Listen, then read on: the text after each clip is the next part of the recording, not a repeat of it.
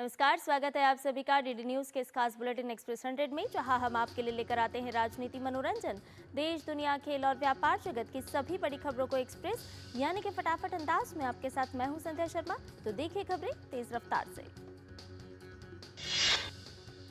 Delhi NCR में आज सुबह भूकंप के तेज झटके महसूस किए गए। नेशनल सेंटर फॉर सिस्मोलॉजी के मुताबिक रिक्टर स्केल पर भूकंप की तीव्रता 4.0 मापी गई।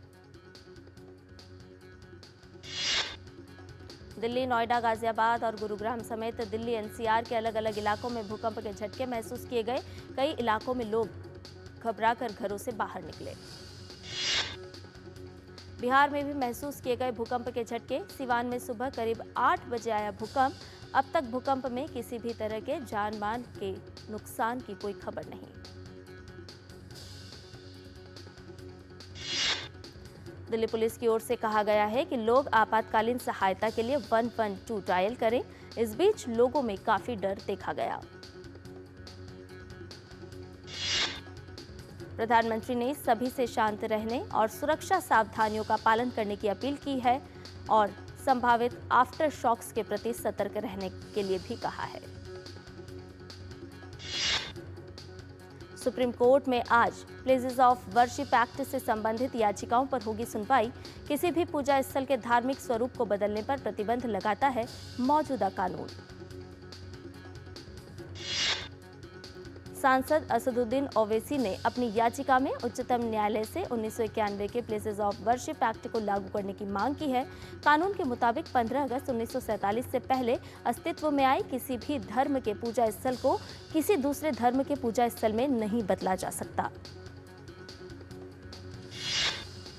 वहीं हिंदू पक्ष का कहना है कि ये कानून हिंदू, जैन, बौद्ध और सिख समुदाय के खिलाफ है और ये कानून इन समुदायों के मौलिक अधिकारों का उल्लंघन करता है। दिल्ली में सरकार गठन की कवायद हुई तेज। मुख्यमंत्री का नाम तय करने के लिए भाजपा विधायक दल की बैठक अब 19 फरवरी को होगी। दिल्ली में सरकार गठन को लेकर भाजपा में बैठकों का दौर जारी है। भाजपा के राष्ट्रीय अध्यक्ष जेपी नड्डा, गृह मंत्री अमित शाह और अन्य नेताओं की कई बैठकें हो चुकी हैं। नड्डा दिल्ली के कई विधायकों से भी अलग अलग मिल चुके हैं। असम विधानसभा का बजट सत्र आज से कोकराझार में शुरू हो रहा है। विधानसभा का सत्र पहली बार गुवाहाटी से बाहर आयोजित किया जा रहा है। बजट सत्र का पहला दिन कोकराझार में आयोजित किया जाएगा, जबकि सत्र की शेष कार्यवाही 19 फरवरी से दिसापुर स्थित विधानसभा भवन में होगी। बजट सत्र 25 मार्च तक चलेगा। राजधानी नई दिल्ली में रविवार शाम राष्ट्रीय जनजातीय उत्सव आदि महोत्सव का उद्घाटन हुआ। राष्ट्रपति द्रौपदी मुर्मू ने किया आदि महोत्सव का उद्घाटन।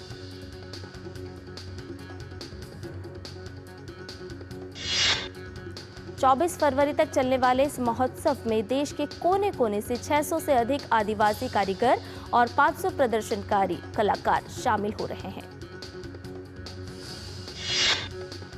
ट्राइफेड द्वारा आयोजित आदि महोत्सव का मकसद जनजातीय समुदायों की जीवंत संस्कृति, विरासत और क्षमता को देश दुनिया के सामने प्रदर्शित करना है।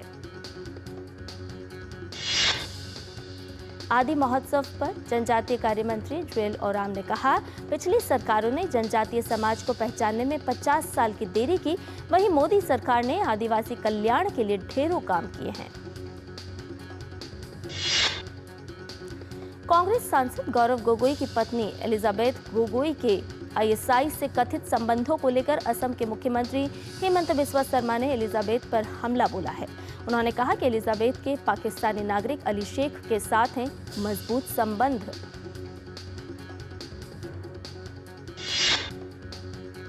हेमंत बिस्वा शर्मा ने कहा, एलिजाबेथ और Ali Shaikh climate development knowledge network नामक वैश्विक जलवायु कार्रवाई समूह में साथ मिलकर काम कर चुके हैं।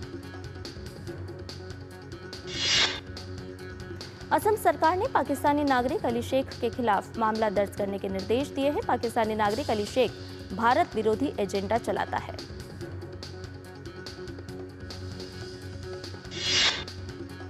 दिल्ली में सरकार बदलते ही यमुना की सफाई का काम शुरू हुआ। दिल्ली के उपराज्यपाल कार्यालय ने बताया ट्रैश स्कीमर, वेट हार्वेस्टर और एक ग्रेट यूटिलिटी क्राफ्ट के साथ नदी में सफाई अभियान शुरू हुआ।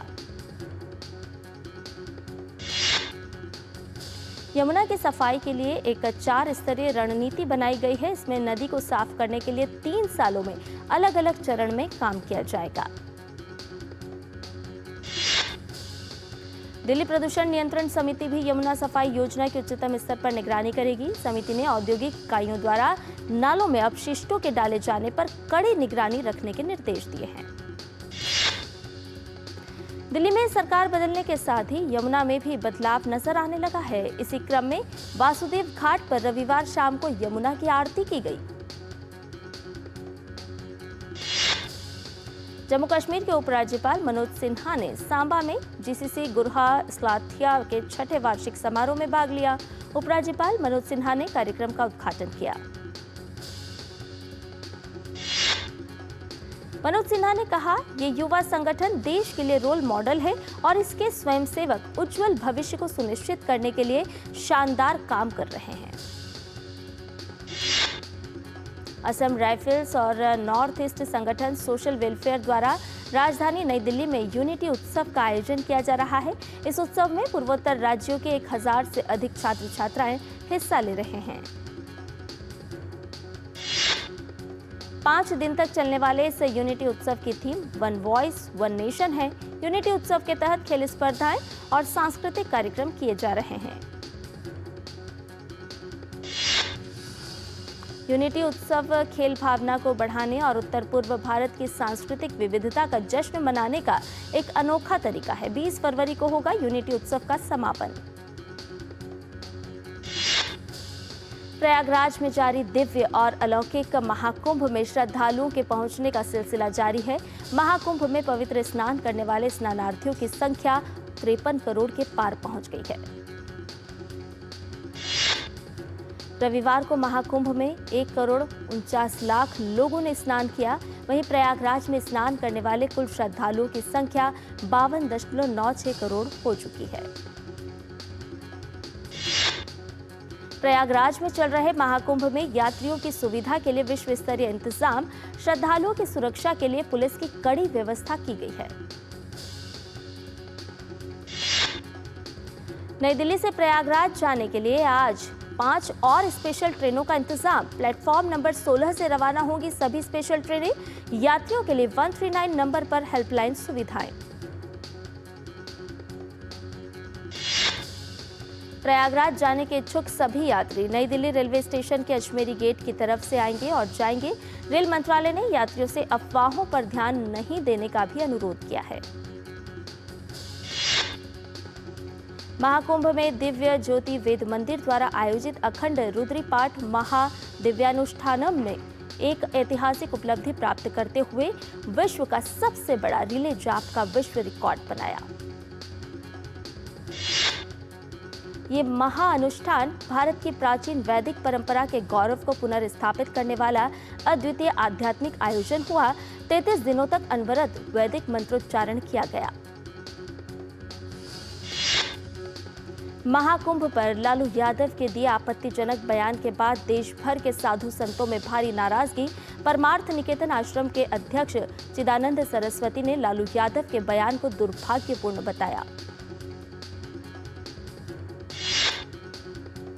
वाराणसी में काशी तमिल संगमम का तीसरा संस्करण जारी। 15 से 24 फरवरी तक चलने वाले इस आयोजन में तमिलनाडु से 5 समूहों के तहत लगभग 1000 प्रतिनिधि हो रहे हैं शामिल। सूचना एवं प्रसारण मंत्री ने कहा कि काशी और तमिल का संबंध 5000 से 10,000 साल पुराना है। काशी तमिल संगमम को बताया प्रधानमंत्री की एक भारत श्रेष्ठ भारत सोच का हिस्सा। इंडोनेशिया के बाली में चल रहे अंतर्राष्ट्रीय फ्लीट रिव्यू आयोजन में हिस्सा लेने के लिए भारतीय नौसेना के INS शार्दुल और लंबी दूरी के समुद्री निगरानी P8I विमान पाली में है। अंतर्राष्ट्रीय फ्लीट रिव्यू का समापन 22 फरवरी को होगा। इस दौरान भारतीय नौसेना अंतर्राष्ट्रीय समुद्री सुरक्षा संगोष्ठी और सामरिक फ्लोर गेम्स सहित विभिन्न उच्च स्तरीय कार्यक्रमों में हिस्सा लेगी। प्रधानमंत्री नरेंद्र मोदी ने रविवार को नई दिल्ली में आयोजित हो रहे भारत टेक्स 2025 में शिरकत की। इस अवसर पर प्रधानमंत्री ने वहां आयोजित एक प्रदर्शनी का अवलोकन भी किया। भारत टेक्स 2025 में कच्चे माल से लेकर तैयार उत्पादों तक की संपूर्ण वस्त्र मूल्य श्रृंखला को एक साथ एक ही मंच पर लाया गया है। इसका आयोजन 14 से 17 फरवरी तक भारत मंडपम में किया जा रहा है। भारत टेक्स प्लेटफॉर्म कपड़ा उद्योग का सबसे बड़ा आयोजन है। प्रधानमंत्री ने भारत टेक्स 2025 को संबोधित करते हुए कहा कि भारत ने पिछले दशक में कपड़ा उद्योग में तेजी से विकास किया है। बैंक ऑफ महाराष्ट्र द्वारा ऐलान किया गया कि उसे भारतीय रिजर्व बैंक से गुजरात की गिफ्ट सिटी में international financial services centre banking unit स्थापित करने की मंजूरी मिल गई है। फेसबुक, इंस्टाग्राम और व्हाट्सएप की प्रवर्तक कंपनी मेटा ने 50,000 किलोमीटर की लंबाई के अंडरसी केबल प्रोजेक्ट वाटरवर्थ का ऐलान किया है। इस प्रोजेक्ट का उद्देश्य भारत अमेरिका के बीच डिजिटल कनेक्टिविटी को बढ़ाना है। भारत के व्यापारिक निर्यात में चालू वित्त वर्ष की चौथी तिमाही में 124.8 बिलियन डॉलर की वृद्धि होने का अनुमान है, जो वित्त वर्ष 2024 की चौथी तिमाही की तुलना में 3.64% की वृद्धि है। देश की अग्रणी ऑटोमोबाइल निर्माता हुंडई मोटर इंडिया लिमिटेड ने भारत से निर्यात के 25 साल पूरे कर लिए हैं। इस दौरान क्षेत्र में सबसे बड़े निर्यातक के रूप में कंपनी की स्थिति मजबूत हुई है। फास्टैग का नया नियम आज से लागू होने जा रहा है। इसके तहत जिन भी यूजर्स के फास्टैग में लो बैलेंस, भुगतान में देरी या फिर फास्टैग ब्लैकलिस्ट होगा, उन पर अतिरिक्त जुर्माना लगाया जाएगा। भारत फोर्ज लिमिटेड अपने क्षमता विस्तार और मजबूत आपूर्ति श्रृंखला पर ध्यान केंद्रित करने की योजना बना रहा है। कंपनी को उम्मीद है कि ऐसा करने के साथ उसके एरोस्पेस व्यवसाय में 50% तक की राजस्व वृद्धि होगी। देश की केंद्र सरकार ने शनिवार को जानकारी दी कि भारत वैश्विक मछली उत्पादन में लगभग 8% हिस्सेदारी के साथ दूसरा सबसे बड़ा मछली उत्पादक देश है। और बुलेटिन में फिलहाल रुकने एक छोटे से ब्रेक के लिए जल्द हाजिर होंगे। आप बने रहिए डीडी न्यूज के साथ।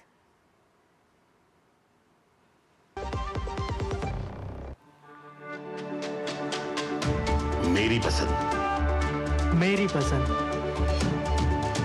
मेरी पसंद, मेरी पसंद, हमारी पसंद, हम सबकी पसंद। मजबूत देश का मजबूत सरिया हो गया steel. The heart of your kitchen is the LPG gas stove. My ISI and BIS certified LPG stove is the source of heat needed to cook my favorite meals, so I can safely and happily enjoy cooking.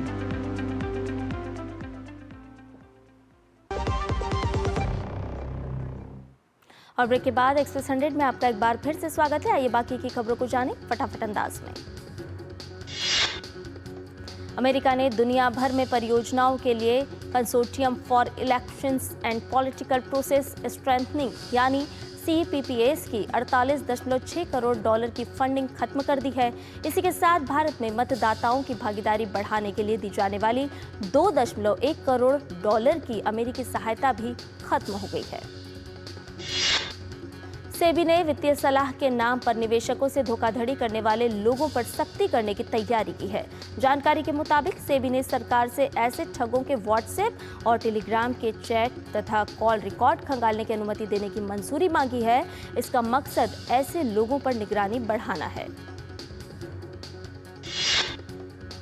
New India cooperative bank में 122 करोड़ रुपए के घोटाले का खुलासा होने के बाद RBI ने बैंक पर कड़ी कार्रवाई की है। आरबीआई ने बैंक में जमा और निकासी दोनों पर रोक लगा दी है और बोर्ड को 12 महीने के लिए सस्पेंड कर दिया है। इस घोटाले के लिए जिम्मेदार माने जा रहे बैंक के जनरल मैनेजर हितेश मेहता को हिरासत में ले लिया गया है। आरबीआई की इस कार्रवाई के बाद बैंक के खाताधारक अपने जमा पैसों को लेकर चिंतित हैं। रिजर्व बैंक ने यह भी स्पष्ट किया है कि एलिजिबल डिपॉजिटर्स को deposit insurance and credit guarantee corporation के तहत अधिकतम 5 लाख रुपए तक की गारंटी मिलेगी। रिबॉक के संस्थापक जोसेफ विलियम फोस्टर ने कहा कि भारत दुनिया का सबसे बड़ा बाजार है। उनकी नई कंपनी सेंचिले एआई के जरिए डिजाइन किए गए फुटवियर को भारत में बनाना और बेचना चाहती है। भारतीय बीमा नियामक और विकास प्राधिकरण का महिला केंद्रित बीमा क्षेत्र बिक्री बल बीमा वाहक पोर्टल पूरा होने के करीब है। यह पोर्टल अप्रैल 2025 में एक सॉफ्ट लॉन्च के लिए तैयार है। झारखंड के पलामू जिले में राजहरा उत्तरी कोयला ब्लॉक में आधिकारिक तौर पर उत्पादन शुरू हो गया है। कोयला ब्लॉक में 22 लाख मीट्रिक टन का अनुमानित भंडार है और इसे फेयरमाइंड कार्बन्स प्राइवेट लिमिटेड को 30 वर्षों के लिए पट्टे पर दिया गया है। वित्त मंत्री निर्मला सीतारमण आज मुंबई में अंतर्राष्ट्रीय सीमा शुल्क दिवस 2025 के मौके पर आयोजित समारोह में शामिल होंगी। वित्त मंत्री मुंबई में ही आज इंडस्ट्री और टैक्स प्रोफेशनल्स के साथ इंटरैक्शन भी करेंगी। अमेरिका के साथ हाल में द्विपक्षीय व्यापार समझौता जल्दी करने के लिए बनी सहमति से कारोबारियों को भरोसा और काफी राहत मिली है। वाणिज्य एवं उद्योग मंत्री पीयूष गोयल ने उम्मीद जताई है कि अब दोनों पक्ष एक दूसरे की प्रतिस्पर्धी सामर्थ्य के साथ मिलकर काम कर सकेंगे। अमेरिका में केंटकी के गवर्नर एंडी बेशर ने पुष्टि की है कि सप्ताहांत के खराब मौसम के कारण 8 लोगों की मौत हो गई। बचाव दलों ने तूफान से प्रभावित लोगों की सहायता के लिए 1000 से अधिक ऑपरेशन चलाए हैं। विदेश मंत्री डॉक्टर एस जयशंकर ने रविवार को ओमान के मस्कट में 8वें हिंद महासागर सम्मेलन को संबोधित किया और कहा कि हिंद महासागर क्षेत्र में कनेक्टिविटी कार्य परामर्शकारी और पारदर्शी तरीके से सुनिश्चित किया जाना महत्वपूर्ण है। विदेश मंत्री ने हिंद महासागर क्षेत्र में भारत मध्य पूर्व यूरोप आर्थिक गलियारे और भारत म्यांमार थाईलैंड त्रिपक्षीय राजमार्ग की योजना में सहयोग पर जोर दिया। विदेश मंत्री डॉक्टर एस जयशंकर ने बांग्लादेश की अंतरिम सरकार के विदेश मामलों के सलाहकार मोहम्मद तौहीद हुसैन से मुलाकात की।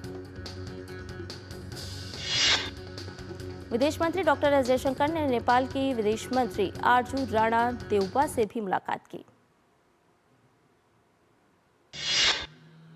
यूरोपीय नेता यूक्रेन में संघर्ष पर आपातकालीन शिखर सम्मेलन के पेरिस में इकट्ठा होने वाले हैं। अमेरिका रूस के साथ शांति वार्ता पर आगे बढ़ रहा है, जिससे यूरोपीय देश खासे परेशान हैं। यूक्रेन के राष्ट्रपति व्लादिमीर ज़ेलेंस्की संयुक्त अरब अमीरात पहुंच गए हैं। ज़ेलेंस्की के दौरे से संभावित शांति वार्ता को लेकर हलचल बढ़ गई है। ज़ेलेंस्की जर्मनी में म्यूनिख सुरक्षा सम्मेलन में भाग लेने के बाद यहां पहुंचे हैं। इजरायल के प्रधानमंत्री नेतन्याहू ने फिलिस्तीनियों को गाजा से स्थानांतरित करने के ट्रंप के विचार के साथ आगे बढ़ने के संकेत दिए हैं। इजरायल के प्रधानमंत्री बेंजामिन नेतन्याहू ने रविवार को कहा कि फिलिस्तीनियों को गाजा छोड़ने का विकल्प दिया जाना चाहिए। नेतन्याहू ने गाजा से फिलिस्तीनियों को फिर से बसाने की अमेरिकी राष्ट्रपति डोनाल्ड ट्रंप की योजना की फिर से प्रशंसा की। उन्होंने कहा कि फिलिस्तीनियों की जबरन बेदखली नहीं होनी चाहिए। अफ्रीका के प्रमुख सोना उत्पादक देशों में से एक माली में सोने की खदान में बड़ा हादसा हुआ है। एक अवैध रूप से संचालित सोने की खदान ढह गई, जिसमें कम से कम 48 लोगों की मौत हो गई है।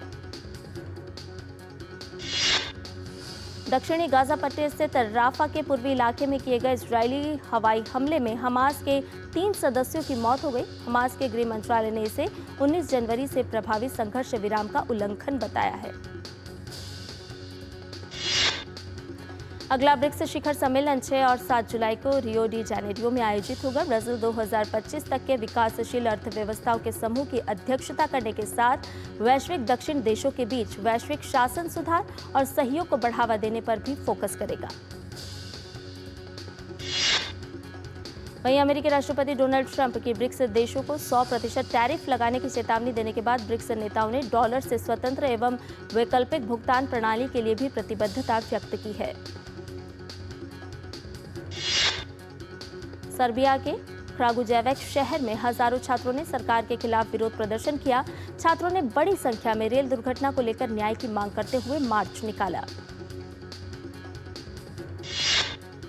क्रागुजेविक शहर में हुए विरोध प्रदर्शन में छात्रों के अलावा शिक्षक, किसान और अन्य कामगार शामिल हुए। प्रदर्शनकारियों ने 15 पीड़ितों को प्रतीकात्मक श्रद्धांजलि देने के लिए शहर के एक मुख्य मार्ग को 15 घंटे 15 मिनट तक रोके रखा। इंडियन प्रीमियर लीग 2025 के कार्यक्रम की घोषणा हो गई है। प्रतियोगिता का 18वां संस्करण 22 मार्च 2025 से शुरू होगा।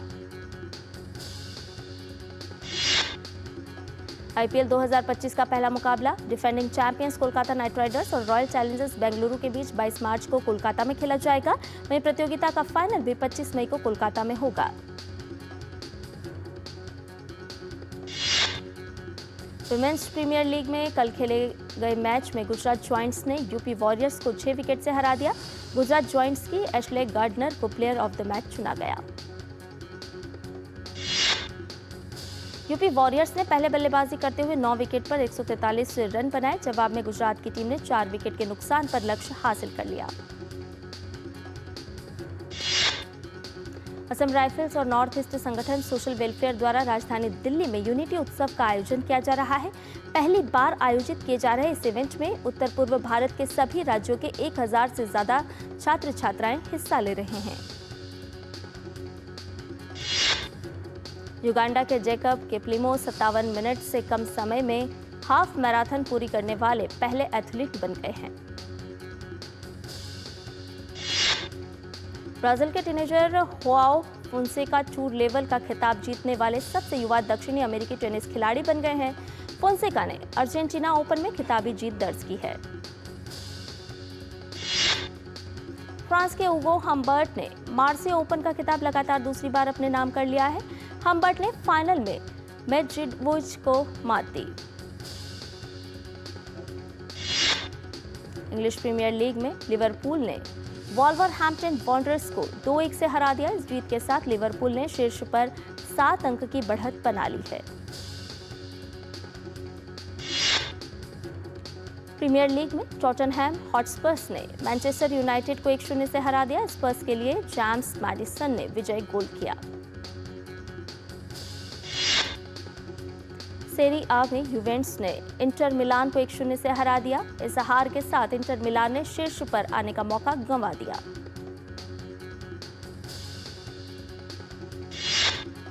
स्पेनिश लीग में एस्पेनियोल और एथलेटिक क्लब ने 1-1 से ड्रॉ खेला। दोनों ही टीमों की ओर से दूसरे हाफ में गोल किए गए। विमेंस सुपर लीग में आर्सेनल ने टॉटनहैम को 5-0 से हरा दिया। लोन पर आर्सेनल में आने के बाद ये इंग्लैंड के अंतर्राष्ट्रीय फुटबॉलर क्लो केली का गनर्स के साथ पहला मैच था। विमेंस सुपर लीग में चेल्सी ने एवर्टन को 2-1 से हरा दिया। चेल्सी के लिए लॉरेन जेम्स ने विजयी गोल किया।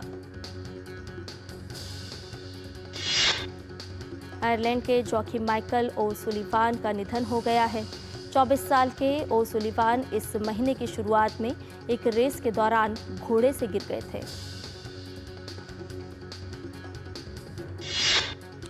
सनी देओल की 1996 में रिलीज हुई फिल्म घातक 28 फरवरी को री रिलीज होगी।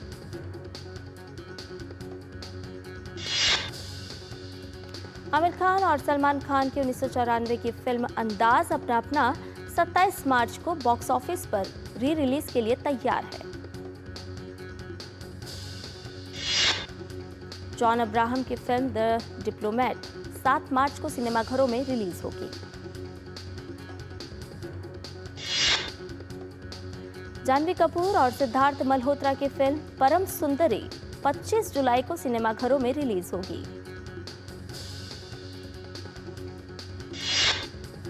अभिनेता शिव कार्तिकेयन की अगली फिल्म SK-23 का टीजर आज होगा रिलीज। फिल्म में रुक्मणी वसंत और कृति सेनन जैसे शानदार कलाकार भी नजर आएंगे। अभिनेता राजकुमार राव की आगामी फिल्म मालिक 20 जून को रिलीज होगी। पवन कल्याण की फिल्म हरिहर वीरा मल्लू 28 मार्च को सिनेमाघरों में रिलीज होगी। अभिनेता कार्तिक आर्यन और अभिनेत्री श्रीलीला की फिल्म आशिकी 3 का पहला लुक आया सामने। फिल्म इस साल दिवाली पर रिलीज होगी। गोल्डन ग्लोब अवार्ड्स में अपनी शानदार जीत के बाद यूनिवर्सल पिक्चर्स की फिल्म द ब्रूटलिस्ट 28 फरवरी को भारत में रिलीज होगी।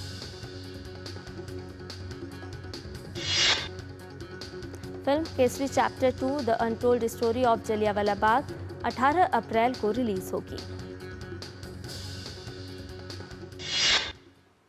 और एक्सप्रेस न्यूज में फिलहाल इतना ही। मुझे दीजिए इजाजत। नमस्कार।